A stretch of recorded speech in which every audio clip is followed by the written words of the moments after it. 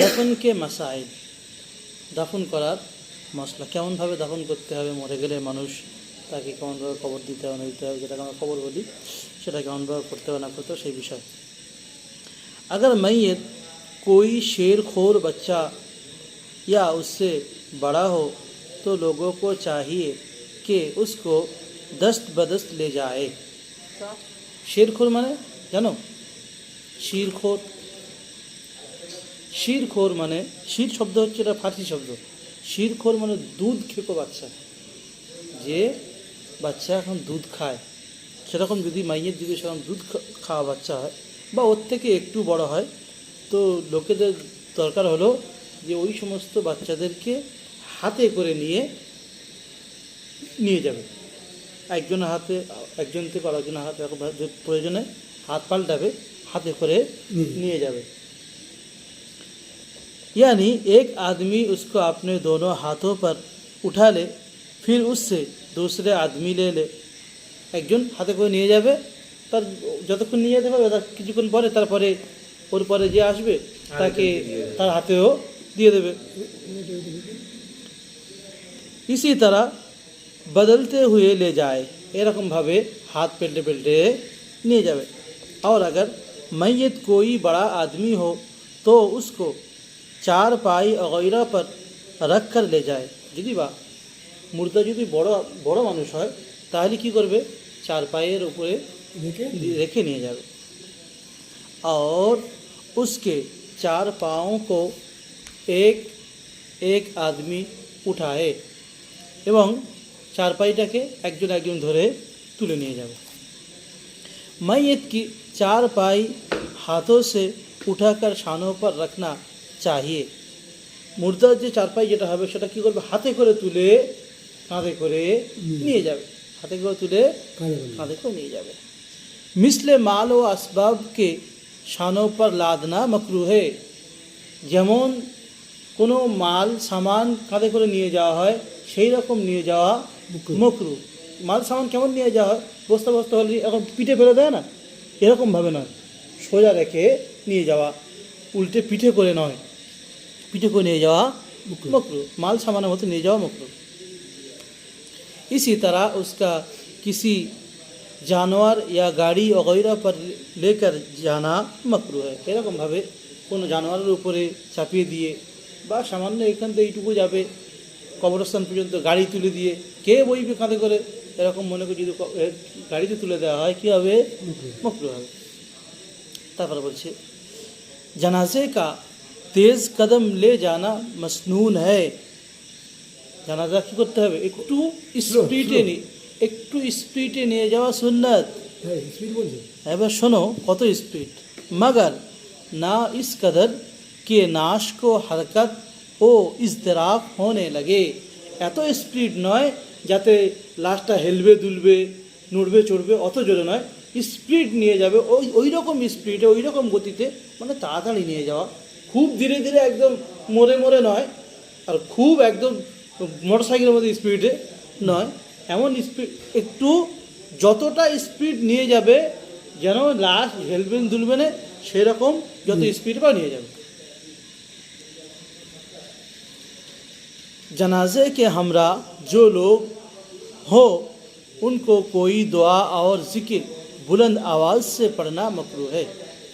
জানাজার সঙ্গে যে সমস্ত লোকেরা যাবে সেই সমস্ত লোকেদের জোরে জোরে জিকির করা বা জোরে জোরে কোনো দোয়া দরুদ পড়া জানাজার কাছে মকরুহ, মনে মনে পড়বে। जब कब्र तैयार हो चुके तो मैयत को किबला की तरफ से कब्र में उतारे। যখন কবর তৈরি হয়ে যাবে তো মাইয়াতকে কবরের পশ্চিম দিক থেকে নামাবে। इसकी सूरत ये है कि जनाजा कब्र से किबला की तरफ जानिब रखा जाए। এর সিস্টেম হলো এই যে লাশটাকে নিয়ে কোথায় রাখবে, কবরের পশ্চিম দিকে রাখবে, আর उतारे এবং ওখান থেকে নামাবে। उतारने वाले किबला रुख खड़े होकर मैयत उठाकर कब्र में रख दे। যখন পশ্চিম দিক থেকে নামাবে, যারা নামাবে তারা এই দিক থেকে হাত বাড়িয়ে নেবে, তো তাহলে এদের কোন দিক মুখ হবে, পশ্চিম দিকে, এরা পশ্চিম দিকে মুখ করে লাশকে নিয়ে नामाज़। कब्र में रखते वक्त बिस्मिल्लाहि वाला मिल्लति रसूलुल्लाह कहना मुस्तहब है। कब्र रखार समय बिस्मिल्लाहि वाला मिल्लति रसूलुल्लाह बोला मुस्तहब। तापर बोलছে मैयत को कब्र में रखकर दाहिने पहलू पर उसको किबला रुख कर देना मसनून है। मैयतेर कब्रे रेखे डान दिके एकटू कात करे दिए मुखटाके किबलार दिके करे देवा सुन्नत। मसनून माने सुन्नतेर जमा मसनून। कब्र में रखने के बाद कफन की वो गिराह जो कफन के खुल जाने के खौफ से दी गई थी खोल दी जाए। कब्रे रखार परे কাফনের সঙ্গে যে দড়িটা বাঁধা হয়েছিল, যে কাফন রাস্তায় চলতে যাতে না খুলে যায়, আগে বলা হয়েছে এতে যদি খুলে যাওয়ার থাকে সেই জন্য মাথার দিকে পায়ের দিকে মাঝখানে যে দড়ি বাঁধা হয়েছিল ওই দড়িটা কী করবে খুলে দেওয়া। আর বেহतर ये है कि वो চিট বাহার নিকাল লি যায়। ভালো হলো এটাই যেটা খুলে নেওয়ার পরে দড়িটাকে বাইরে বের করে দেওয়া। অনেক সময় আমাদের তো এদিকে বের করে না, ওখানে একটু ঢিলে করে খুলে ছেড়ে দেওয়া হয়। क्योंकि जो उसका मकसद था कफन खुल जाने वो हासिल हो गया। कारण हलो एटाई जे ओर जे कारणे बाधा हयेछिल से कारणटा कि छिलो जाते कफन ना खुले जाए, किन्तु कफन खोलार आर कोनो ब्यापार नेই, कबरे राखा हये गेছে, ताहले ओर काज शेष हये गेছে, जार जन्य खुले बाइरे बेर करे दिते बोलছে। अब जरूरत नहीं है, ओर कोनो आर प्रयोजन नेই, एखनकार लोकेरा ओई रकम भावे छेड़े देয়, असुविधा नेই। तापर बोलছে बाद उसके कुछ कच्ची ईंटें या नारकोल से उसको बंद कर दे। और परे कि करबे कच्ची ईट माने माटी, पाका ईट नय। पाका जे समस्त ईटगुलो व्यवहार करा হয় एगुलो पाका ईटके डायरेक्ट ईट बला হয়, और काঁচা ईट माने शक्त माटी। माटी बाटी दिए कि करबे लाश के रेखे देवा। तख्ता पुख्ता ईंटें या लकड़ी के तख्ते से बंद करना मकरूह है। बुझते पारो ना, पाका ईंट बा तख्ता पक्का दिए बंद करा मकरूह। हाँ, जहाँ ज़मीन बहुत नरम हो, कब्र के बैठ जाने का खौफ हो, तो तख्ता को कोठियाँ या लकड़ी के तख्ते भी रख देना जायज़ है। যেখানে মাটি নরম বা কবর ধসে যাওয়ার ভয় বা কবরে পানি উঠে এরকম যদি সমস্যা হয় তো ওখানে ওই তক্তা ফক্তা দেওয়া নিচে বিছিয়ে দিয়ে ওর উপর শোয়াতে পারে, অসুবিধা নেই। और कब्र के अंदर अहदनामा और कोई दुआ वगैरह या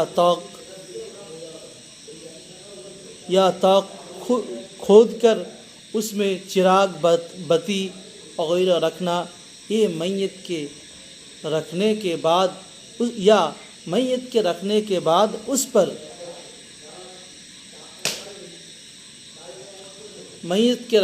बाद उस पर केवड़ा वगैरह छिड़काना, ये सब सरी जहालत और बिदात है।